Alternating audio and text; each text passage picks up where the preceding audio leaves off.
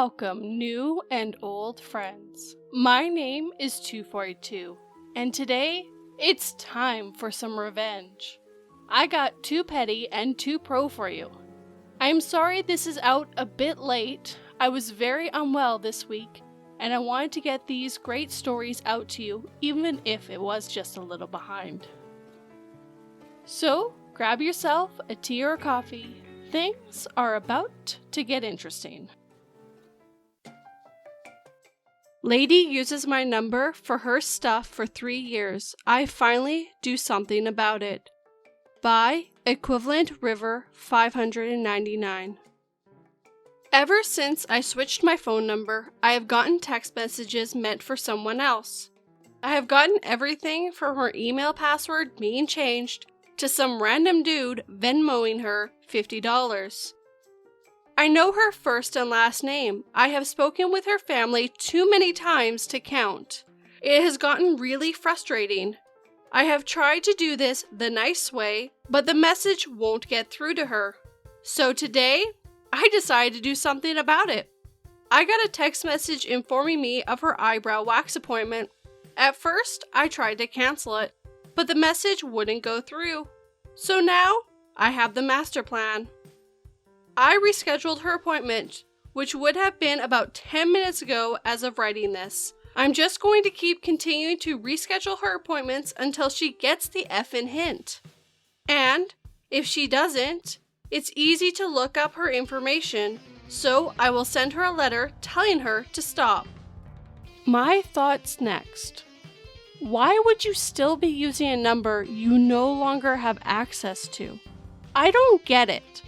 I hope this woman learns why you shouldn't be doing this, but time will only tell if this petty revenge really worked. Older brother calls me dumb. We're in the same class now. By Llama Lunatic. When I, a 14 female, was younger, my older brother told me that I was stupid and dumb, because I was a grade lower than him. He's 13 months older, and just told me he was smarter. Just the average thing a sibling can say to annoy another sibling. And it annoyed me so much to the point where I spent an entire year studying, and just studying, and getting good grades. Eventually, at the end of the school year, I was told my grades were amazing and that I would be moving up. So, first day of school, and we are in the same class. I walk up to him and went, "Who's dumb now, butthole?" And he just laughed and high-fived me. Now he gets annoyed when I bring it up. And I'm so proud of myself. Now I'm in year 11 and the youngest one in my year, and we're graduating at the same time whether he likes it or not. I will never regret being this petty. My thoughts next. I love this story. The brother must really regret ever calling his little sister stupid. Seems like she has a good head on her shoulders if she can skip a grade if she puts her mind to it. I wish Llama Lunatic the best luck on this and anything else she puts her petty mind to. I did to my neighbors what they did to others. By Chicken Fashion Show. To start, I bought a house with the intention of doing a flip. When I moved in, the self-appointed block captain let me know who they were the first day. Sadly, they were my next-door neighbors. I tried to be friendly, but listening to them, I realized how horrible they were and tried to still be civil. My significant other kept saying, "Just wait, it will be our turn." They bragged about, through their contacts with the city, forcing people to make improvements on their houses, getting undesirable renters out of the houses, and just harassing people in general. As I worked on flipping my house, the wife became a worse thorn in my side. To start, she demanded I put up a fence so people would quit cutting through my yard and scaring her. Then, her and the husband demand I take care of my weeds in the yard, or they would do it and bill me. After that, a storm made a tree scrape their shingles, and they asked for $1,200 to replace them. The tree was there before I moved in, and by code, they are responsible to cut back the branches to the property line.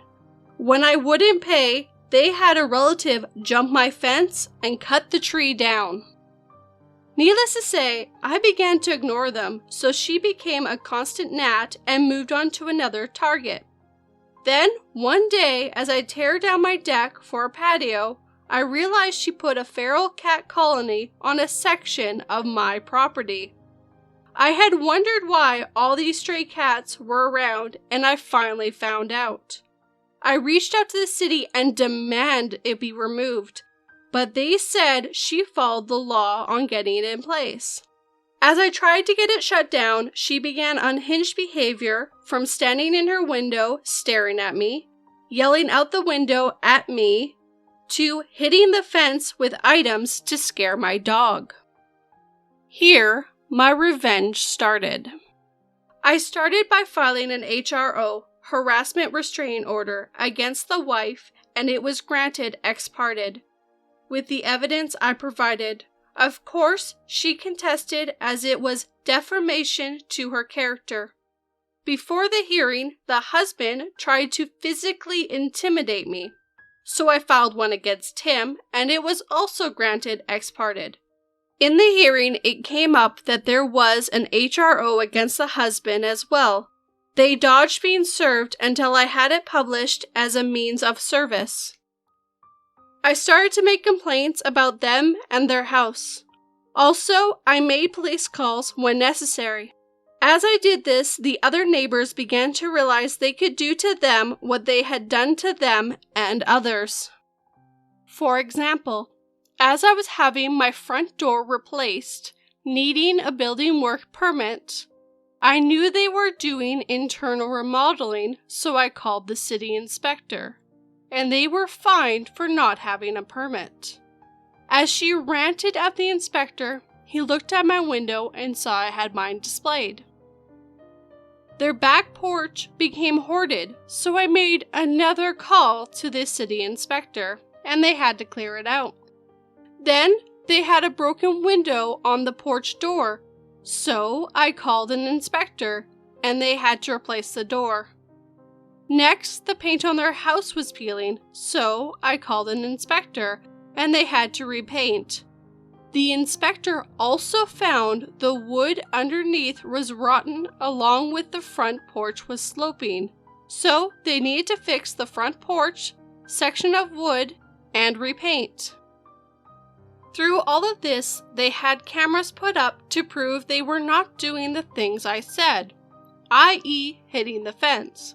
They also pointed a camera at my backyard, as it was legal to point a camera into the yard, and a part of my HRO was intensive watching behavior.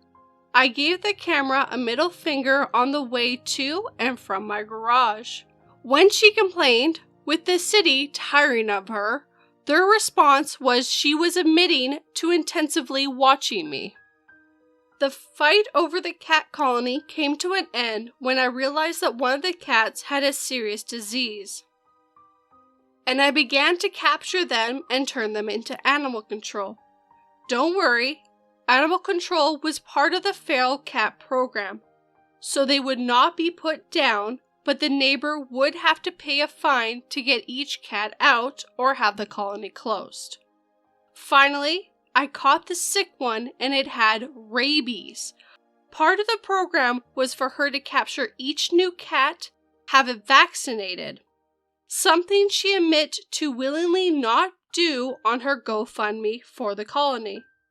I soon had the GoFundMe shut down when I provided the evidence she was not using the funds as she stated they were going to be used. The city now had to act to close the colony.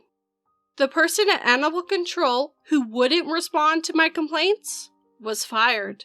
The neighbors called in a city mediator who we met with and presented all the evidence and said we would not meet with them, and provided extremely racist tweets they had made about neighbors. The city cut ties with them as community leaders.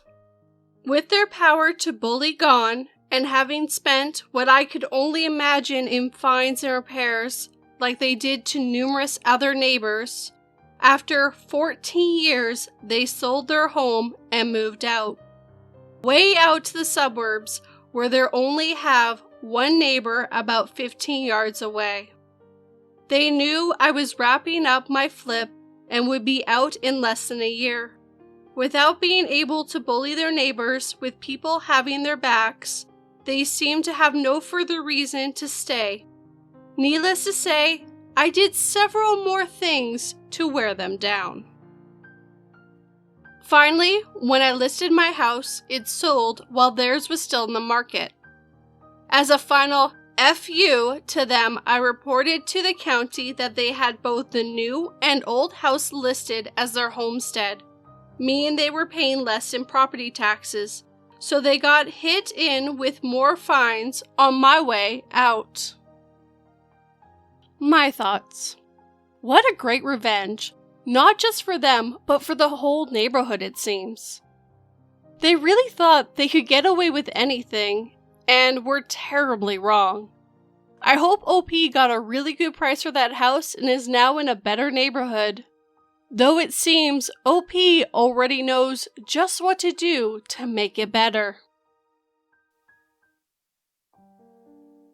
Ruined a Terrible Housemate's Life by Not a Bad Guy 3. So, I moved into a 4-bedroom uni house. I knew 2 of the housemates, let's call them Abby and Ben. Due to unfortunate circumstances, our previous planned housemate didn't live with us, so we found a new one, Chloe. Chloe is a horrible housemate. This became apparent when they never paid any bills or rent on time, smoked like a chimney inside, against our agreement, leaves home for a few days, leaving a big pile of wash up for us to do, including our own pots and pans. Scream gaming on the laptop all the way till 5 a.m. Walls are thin. Just to name a few things. Basically, they suck. So it gets till about 4 months in, we can't stand Chloe, so we have a house meeting. Basically, we sit there and try to explain how we would prefer they don't scream at their laptop, I'm assuming gaming, until 5 a.m. every night as we all get up early. Everything we bring up, Chloe denies. We have each lent Chloe a month's rent and the bills too, and Chloe hasn't paid any of us back. Over $1,000 between us. Chloe denied it, saying, I don't owe you. At this point, me, Abby, and Ben are all pretty ticked. Then a few weeks later was a Saturday night, and being students, Abby, Ben, and me invited friends round for pre-drinks. We asked Chloe first, they said they would be out, so that's fine.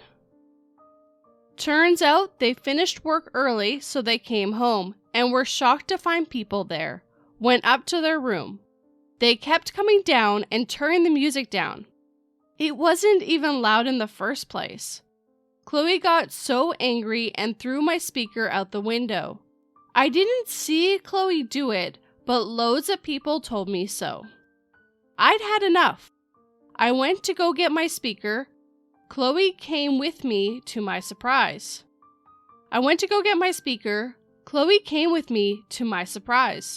And as Chloe left in full visibility of me, keyed my car parked on the driveway.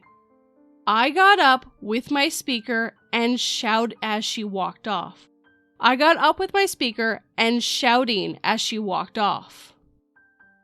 Luckily, we have an automatic light on the side of the house, and a car was driving down the road at the time, and the driver said they had a dash cam and probably caught it out the window to me. I stopped shouting in disbelief and gave him my email address. Went about my night enjoying the party. When it was time to leave, a lot of us hadn't finished our alcohol, so we left it on the kitchen table and left. When we got back the next day and had sobered up in the morning, we found all the alcohol had been taken, along with the speaker and some headphones and my laptop. Now I was really ticked. The revenge. I logged into my housemate's laptop on my email. This guy had pulled through, sent me a clip of Chloe keying my car along with several close-up stills showing the key in contact. I first confronted Chloe, asking if they knew where my stuff was, while Abby and Ben secretly recorded on their phone. Things got heated and it looked like they were going to fight me. I'm a big guy, 6'4", and I'm really not scared. I'm basically just ticking Chloe off. Chloe then swings her fist at me a few times, making contact. I didn't fight back. I put my hands and arms over my head and face. Chloe then stomped off, thinking they won. Let me remind you, Abby and Ben were recording. I called the police. They showed up.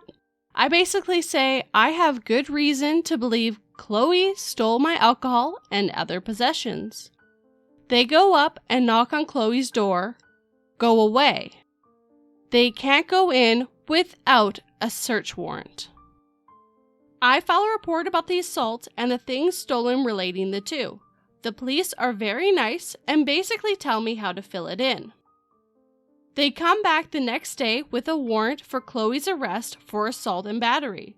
They then search her room and find all the stolen alcohol bottles, my headphones, which clearly were mine as they only paired with my phone, and my laptop, and damaged speaker. I sued Chloe and won. I had indisputable evidence along with witnesses for all the events. I got $3,000 for the car, speaker, and rent Chloe owed me, and an additional $5,000. Chloe went to prison for resisting arrest, assaulting a police officer, assault, destruction of property, theft, and battery. Chloe still had to pay rent for her room, which we use as a gym. Edit. Changed they to Chloe. Tried to use the correct pronouns, but clearly it was confusing people.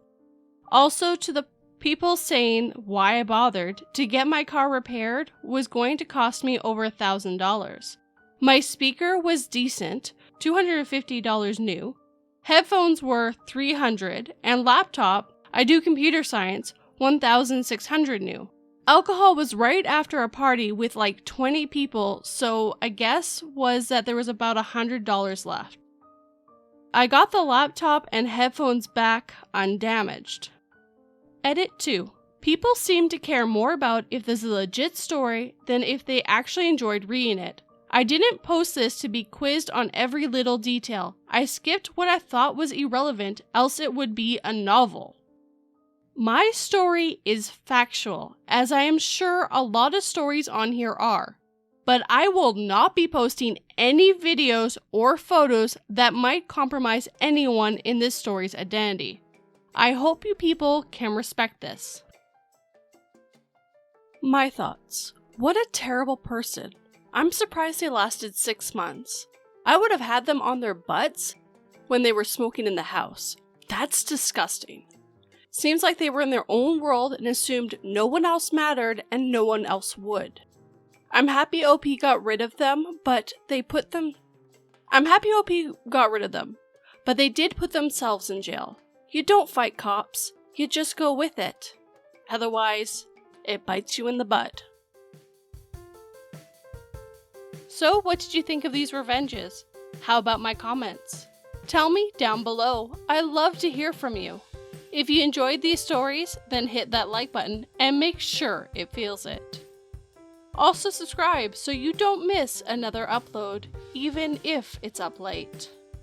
Come back this spooky, scary Sunday for your night stories. I hope you have a good day.